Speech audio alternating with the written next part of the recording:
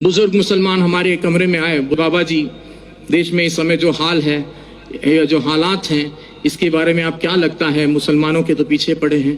तो मैंने उनसे कहा कि मुसलमान होना अपने आप में गर्व की बात है, मुसलमान होना एक फख्र की बात है, बशर्ते कि वो मुसलमान हो।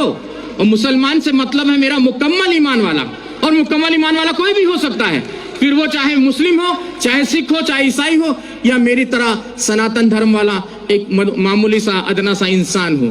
तो मुकम्मल ईमान आना जरूरी है, और जब मुकम्मल ईमान आ जाएगा तो मुसलमानों का कोई क्या बाल वाका कर सकता है। कहते हैं कि नूरे हक शमे इलाही को बुझा सकता है कौन, जिसका हामी हो खुदा उसको मिटा सकता है कौन। न तलवार की धार से, न गोलियों की बौछार से, रब का बंदा डरता है तो सिर्फ परवरदिगार से, और आपको किसी से डरने की कोई जरूरत नहीं है। एक छोटा सा किस्सा और आपको सुना दूं। कश्मीर की यह सत्य घटना है, हमें हमारे गुरुजी ने सुनाई थी।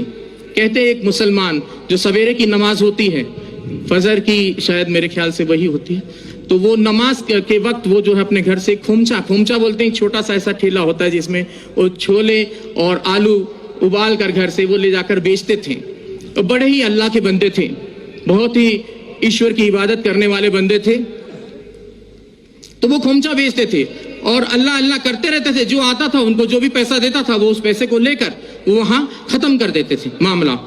तो वो खोमचा चला लेते थे और दे देते थे किसी को, और कोई भी उनको, अब ऐसे भी लोग थे उस भीड़ में जो उनको खोटा सिक्का देकर चले जाते थे, और वो अल्लाह अल्लाह करने वाले व्यक्ति, उनका ध्यान सिक्के पर ना होकर अपने अल्लाह पर रहता था।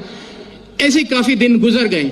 एक दिन वो अपने घर पहुंचे तो उन्होंने अपनी पत्नी से कहा कि भाई आज तुमने हमारे छोले और आलू जो खोमचा बनाती थी वो बनाया नहीं। तो बोले कि आज दुकानदार ने सामान नहीं दिया, सौदा नहीं दिया। बोले क्यों?